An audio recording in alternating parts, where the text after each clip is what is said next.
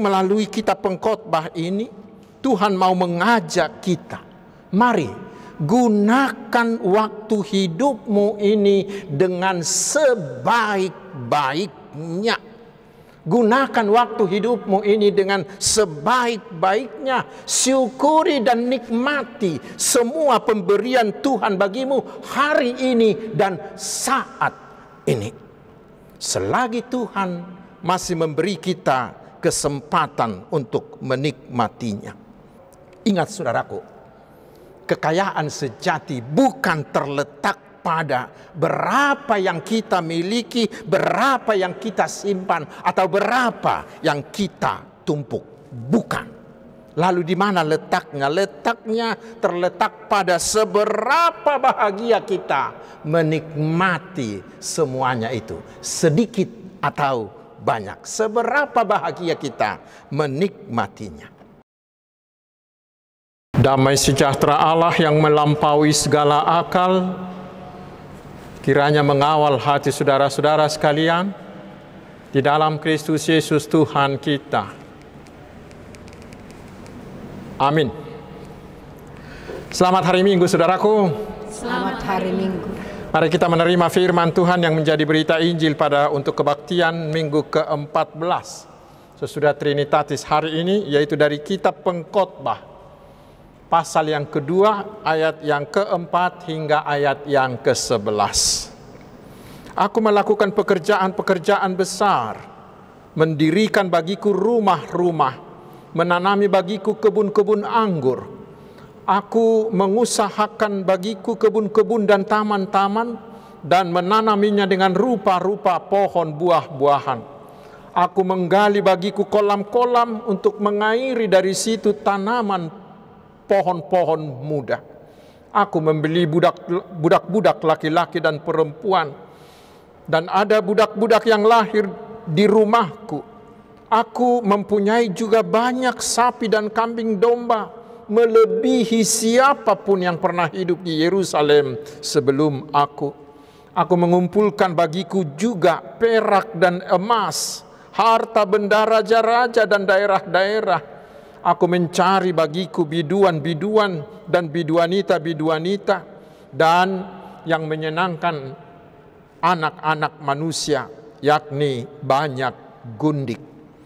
Dengan demikian aku menjadi besar, bahkan lebih besar daripada siapapun yang pernah hidup di Yerusalem sebelum aku. Dalam pada itu, hikmatku tinggal tetap padaku. Aku tidak merintangi mataku dari apapun yang dikehendakinya, dan aku tidak menahan hatiku dari sukacita apapun, sebab hatiku bersukacita karena segala jerih payahku. Itulah buah segala jerih payahku. Ketika aku meneliti segala pekerjaan yang telah dilakukan tanganku dan segala usaha yang telah kulakukan untuk itu dengan jerih payah, lihatlah, segala sesuatu adalah kesia-siaan dan usaha menjaring angin. Memang tak ada keuntungan di bawah matahari. Demikian firman Tuhan. Saudaraku yang dikasihi Tuhan Yesus Kristus, kita semua mengakui bahwa pandemi COVID-19 ini telah menyadarkan kita, menyadarkan manusia di dunia ini tentang betapa rapuhnya hidup kita, betapa tidak berdayanya kita manusia ini. Karena ternyata berapapun besarnya kekayaan, kekuasaan, kehebatan, popularitas seseorang, semuanya itu tidak bisa menjamin hidup kita. Karena COVID-19 ini juga menulari para pimpinan negara, miliarder, para artis, para bangsawan, para ahli, dan lain-lain. Dan saya pernah membaca di sebuah buku ungkapan hati seorang konglomerat. Dia mengatakan begini, dulu saya tidak punya uang, tidak bisa makan enak. Pikir saya, kalau saya sudah punya uang banyak, saya akan bisa makan yang enak-enak. Dan sekarang, saya sudah punya uang banyak, tetapi juga punya segudang penyakit. Keinginan untuk makan yang enak-enak hanya tinggal keinginan. Mengapa, saudaraku? Karena dengan kerja keras ia memperoleh keuntungan materi, tetapi sebagai bonusnya ia memperoleh banyak penyakit. Karena untuk mengejar harta yang banyak itu, ia menjadi lupa makan, lupa istirahat, lupa akan Tuhannya, lupa bermeditasi, terkadang lupa pada keluarga. Dan itulah yang menimbulkan komplikasi penyakit di tubuhnya. Sehingga setiap hari dia harus makan banyak obat yang dia tahu benar itu mengandung banyak racun. Saudaraku, itulah ironi kehidupan yang luar biasa. Terutama di zaman kita sekarang. Banyak orang seperti konglomerat yang tadi dia punya segalanya, bahkan berlebihan, tetapi hidupnya sangat sengsara. Dia tidak bisa menikmati, tidak bisa memakan apa-apa dari miliknya itu karena dia punya banyak penyakit. Banyak orang yang hartanya berlimpah ruah, tetapi keluarganya berantakan. Tidak sedikit yang menjadi narapidana, dipenjarakan karena mereka ternyata korupsi. Bahkan saya baca di sebuah buku, katanya di tahun 1932, para pengusaha terkaya di Amerika Serikat mengadakan pertemuan di Chicago. Di sana hadir pengusaha baja terbesar, hadir pemilik perusahaan jasa publik yang terbesar di dunia, hadir pimpinan perusahaan gas terbesar, hadir para bankir terkaya, hadir juga spekulan saham terbesar, hadir juga anggota kabinet Presiden Harding. Tetapi 25 tahun kemudian, saudaraku, apa yang terjadi dengan mereka semua? Ternyata nasib mereka berakhir dengan sangat mengerikan. Si pengusaha baja terbesar itu meninggal tanpa uang sepeser pun. Si pengusaha jasa publik terbesar sedunia itu meninggal setelah dia terlunta-lunta di negeri asing. Satu orang dari mereka akhirnya menjadi gila. Satu orang menjadi depresi berat, lalu terlunta-lunta hingga meninggal. 2 orang dari mereka mendekam di penjara selama 25 tahun. Pialang besar itu meninggal dalam kemiskinan. Dan 2 orang lagi mati bunuh diri. Itulah ironi kehidupan, kesia-siaan. Saudaraku yang dikasihi Yesus, itulah yang disaksikan oleh Salomo dalam kitab Pengkhotbah ini. Mari kita baca di pasal 6 ayat yang pertama hingga ayat yang ketiga. Dia katakan begini: ada suatu kemalangan yang telah kulihat di bawah matahari yang sangat menekan manusia. Orang yang dikaruniai Allah kekayaan, harta benda dan kemuliaan sehingga ia tidak kekurangan suatu apapun yang diingininya, tetapi orang itu tidak kuasa oleh Allah untuk menikmatinya, melainkan orang lain yang menikmatinya. Inilah kesia-siaan dan penderitaan yang pahit. Jika orang memperoleh 100 anak dan hidup lama sampai mencapai umur panjang, tetapi ia tidak puas dengan kesenangan, bahkan tidak mendapat penguburan, kataku, anak gugur lebih baik daripada orang ini. Itulah juga yang dialami oleh Salomo, seperti yang dia sampaikan di dalam nats kita hari ini. Dia mencari kebahagiaan dengan sekuat-kuatnya, dengan tenaganya sendiri. Banyak yang dia lakukan, banyak hal yang dia capai, seperti yang dia daftarkan di ayat 4 hingga ayat yang ke-10 tadi. Dia terus meningkatkan hikmatnya sehingga dia termasuk ke seluruh dunia. Dia mendirikan rumahnya dan istananya yang tidak ada banding kemewahannya. tidak ada tandingannya. Budaknya juga tidak terhitung, termasuk gundiknya juga ribuan orang. Kuasanya sangat besar sekali sehingga seluruh dunia datang menyampaikan upeti kepadanya. Pokoknya Salomo menjadi orang yang paling mulia, paling bijaksana, paling kaya, paling berkuasa dari seluruh manusia pada zamannya. Tetapi saudaraku, ini ironisnya. Apa yang dia peroleh dari semua kehebatan itu? Ini yang mencengangkan, karena kita baca di ayat 11. Saya baca di dalam bahasa Indonesia sehari-hari. Dikatakan begini, maka sadarlah aku bahwa semuanya itu tidak ada artinya. Usahaku itu sia-sia seperti mengejar angin saja. Saudaraku, kendati hidupnya yang mewah dan hikmatnya yang tidak ada bandingnya, tetapi dia tidak pernah merasa bahagia juga. Walaupun itu bisa menyenangkan hatinya untuk sementara, namun itu tidak pernah memberi dia kepuasan yang bertahan lama. Karena mengapa? Karena dia terus mencari sesuatu yang baru, mencari dan mencari sesuatu yang baru untuk dikerjakan. Sehingga dia tidak pernah merasa puas. Sekarang saudaraku, apa pesan yang bisa kita petik menjadi pegangan yang kokoh bagi kita dari firman ini untuk saat ini? Pertama, secara umum kitab pengkhotbah ini meyakinkan kita bahwa hidup ini singkat, punya limit, punya batas, dan hanya seperti menjaring angin atau sia-sia. Mengapa? Karena semuanya akan berakhir pada kematian.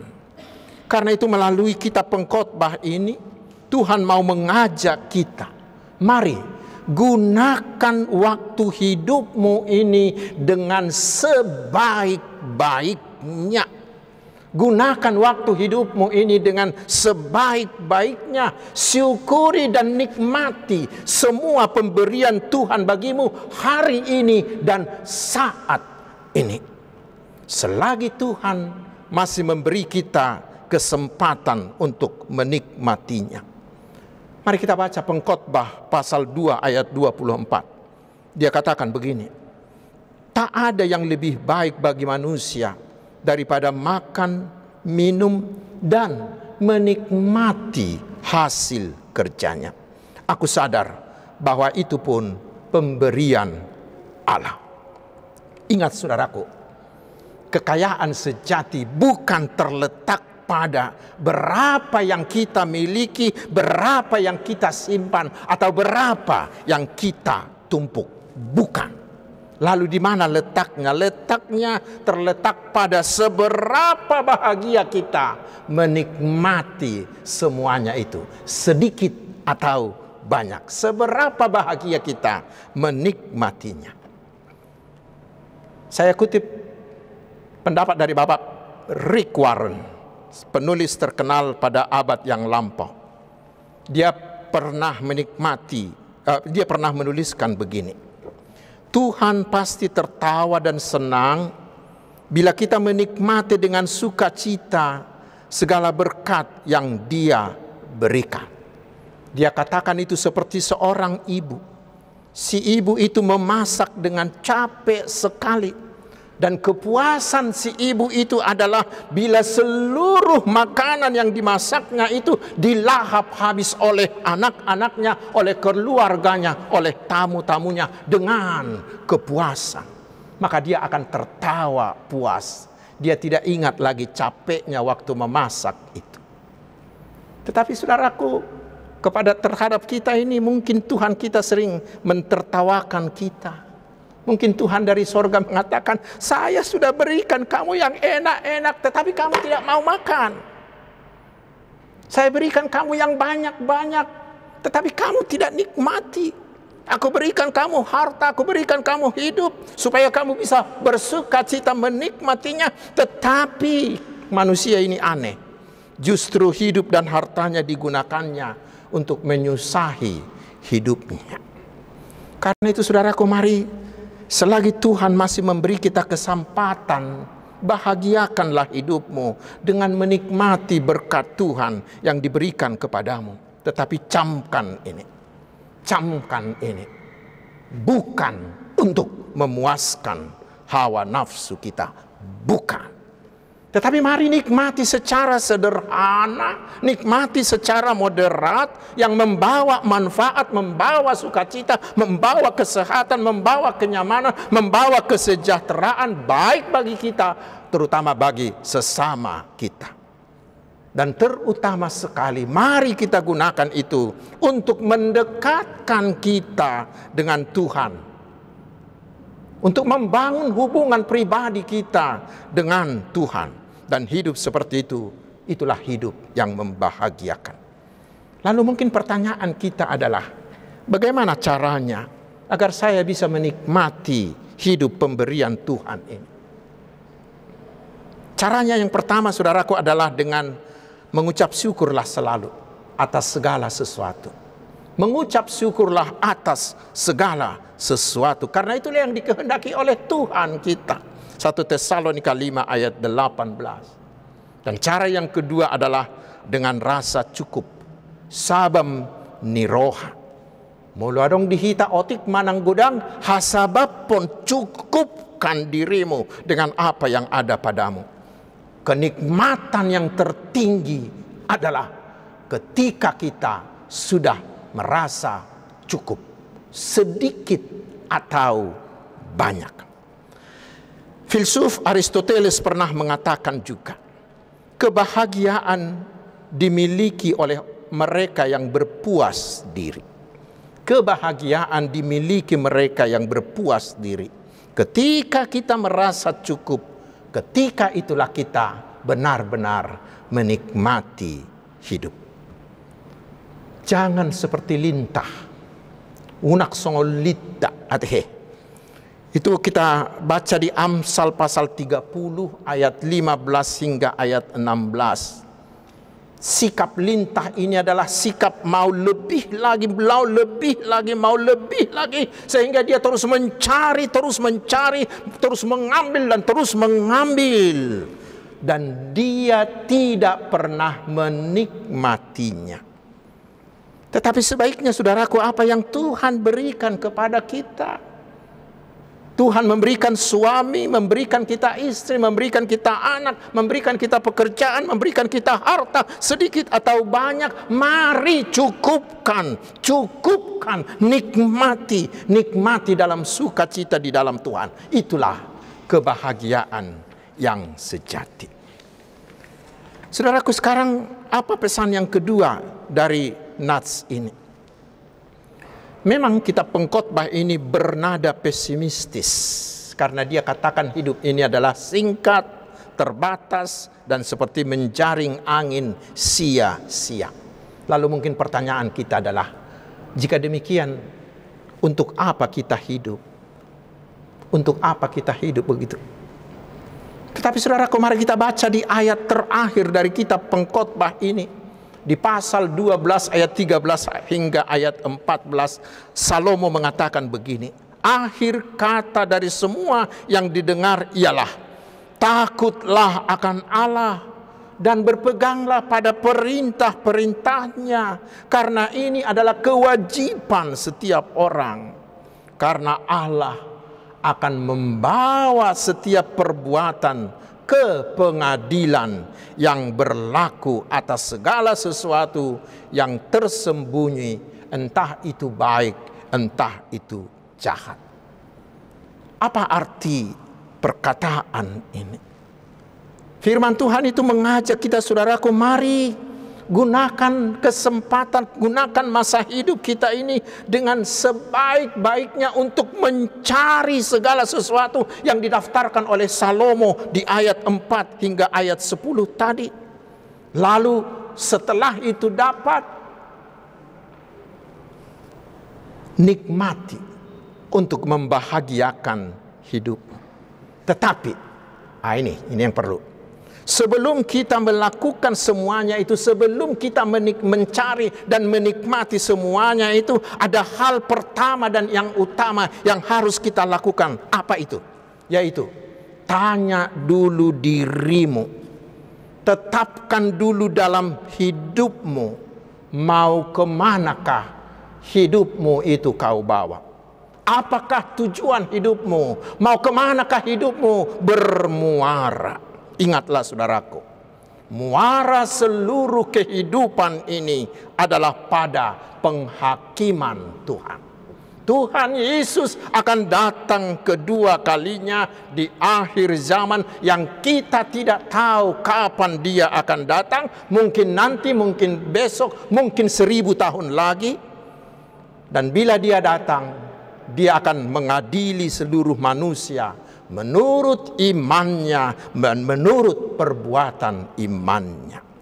Dengan demikian yang ketiga, saudaraku, kita sudah tahu apa yang harus kita lakukan selama hidup ini, bukan? Kita sudah harus tahu, bukan? Yang harus kita lakukan tidak lain tidak bukan adalah terima Tuhan Yesus menjadi Tuhan dan Juru Selamatmu. Carilah dan nikmati seluruh kenikmatan dunia yang Tuhan berikan padamu selama di dunia ini. Gunakan itu hanya untuk meningkatkan imanmu. Tetapi sebelumnya, carilah semuanya itu hanya berlandas pada imanmu kepada Tuhan Yesus. Dan gunakan itu untuk membangun hubungan pribadimu dengan Tuhan Yesus. Jangan biarkan sedikit pun dari berkat itu membuatmu diperbudak oleh daging, seperti yang diingatkan oleh epistel tadi. Tetapi mari gunakan semua yang kita miliki, gunakan hanya untuk memenuhi kehendak Tuhan Yesus. Dengan cara demikianlah saudaraku, hidup kita bukan lagi hidup yang sia-sia, tetapi hidup kita akan menjadi hidup yang bahagia, menjadi hidup yang berkelimpahan, dan hidup yang bermakna. Selamat menikmati berkat Tuhan. Amin.